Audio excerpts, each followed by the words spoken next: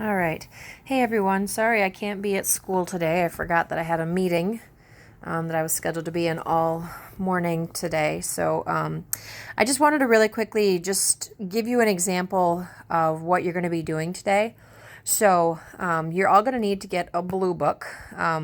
So I'm going to actually just ask the sub, just pause this video right now for just a couple minutes here so everybody can go ahead and grab a book.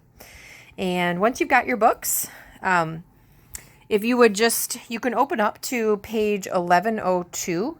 And I'm just going to talk you through. So I took one of the scenes myself that you guys are going to be assigned. And I'm just going to talk you through basically kind of my thinking about how I worked out this scene.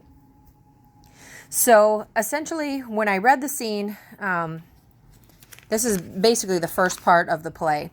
But essentially what's happening in this scene is you have Cassius, this guy, who is friends with both, basically he's good friends with Brutus, but he was kind of like a quote friend of Caesar as well.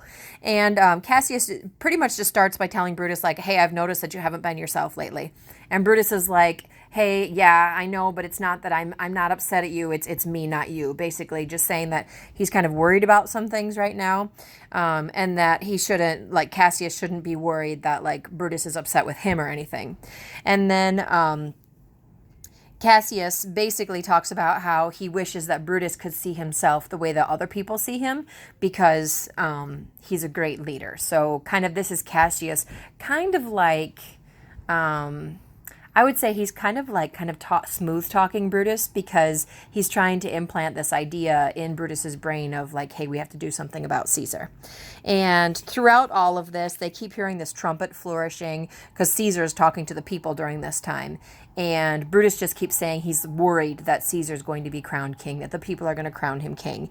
And then Cassius kind of just starts wondering, like, you know, what is it about Caesar that makes him so great? Like, he's no different from us. We come from the same standing that he comes from. We've done the same things militarily that he's done. What makes him such a big deal?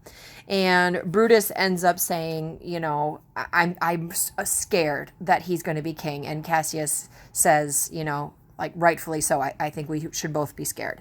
So essentially that's what this whole scene is about. So if you noticed all the underlined text, and I'm just going to go through and read the underlined text, but if you look at this page, so you can see what's underlined there. You can see what's underlined on the other side. And then on each of these pages too. So obviously what you guys are going to do is kind of it's exactly what you guys did the other day, except for you're going to do it with several passages instead of just one. So now that you know what basically is the important things out of this scene, now I'm just going to go through and read the lines that I think best capture what I think are the important things in this scene. So Cassius says, Brutus, I do observe you now of late. I have not from your eyes that gentleness and show of love as I was wont to have. And Brutus responds, saying, Cassius, vexed I am of late with passions of some difference, which give some soil to my behaviors. Poor Brutus, with himself at war, forgets the shows of love to other men. And then Cassius says, It is very much lamented, Brutus, that you have no such mirrors as will turn your hidden worthiness into your eye, that you might see your shadow. And Brutus says, Into what dangers would you lead me, Cassius, that you would have me seek into myself for that which is not in me? And then I think the flourish and shout right there is important because that's talking about what's going on kind of off scene with Caesar and the people. And Brutus says, What means this shouting? I do fear the people choose Caesar for their king. And Cassius responds, Then must I think you would not have it so. And Brutus says, I would not, Cassius, yet I love him well. And I think that part's important because it's Brutus basically saying, like, you know, I'm not envious of Caesar. I'm just don't want him to be king. So then Cassius says, I was born free as Caesar, so were you. We both have fed as well, and we can both endure the winter's cold as well as he. And this man is now become a god, and Cassius is a wretched creature and must bend his body if Caesar carelessly but nod on him. And then they hear the shout and the flourish again. And Brutus says, I do believe that these applauses are for some new honors that are heaped on Caesar. And Cassius says, What or why man he doth bestride the narrow world like a colossus, and we petty men walk under his huge legs and peep about to find ourselves dishonorable graves. The fault, dear Brutus, is not in our stars, but in ourselves, that we are underlings. What should be in that Caesar? Why should that name be sounded more than yours? Upon what meat doth this our Caesar feed that he is grown so great? What could they say till now that talked of Rome, that her wide walls encompassed but one man? And then Brutus finishes by saying, what you have said I will consider.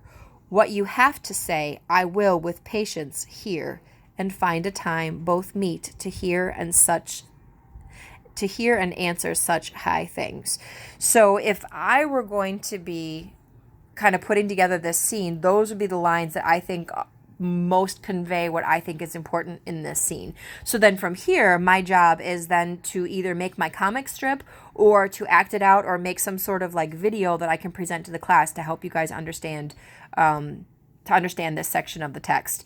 And then remember, individually, you're also going to be talking about what either parts of the human condition you see represented in your scene, or what theme or themes you see represented in your theme, and kind of why you think so, like what text makes you think so. But remember, that's something you're going to do individually, and we'll do that later on. So your job for today is very simply just to get yourself into 7 different groups.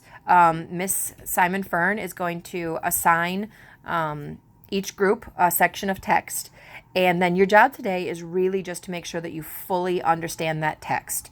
So what is it that is happening? What is it that's the most important things for people to know? And then to start picking out what are the lines that are most needed to get that message across. And if you've got that done today, then tomorrow what your job is going to be is to either make your comic strip or to film it or whatever it is that you're going to do. And then we will watch those on Thursday. All right. Good luck, everybody. See you tomorrow. Bye.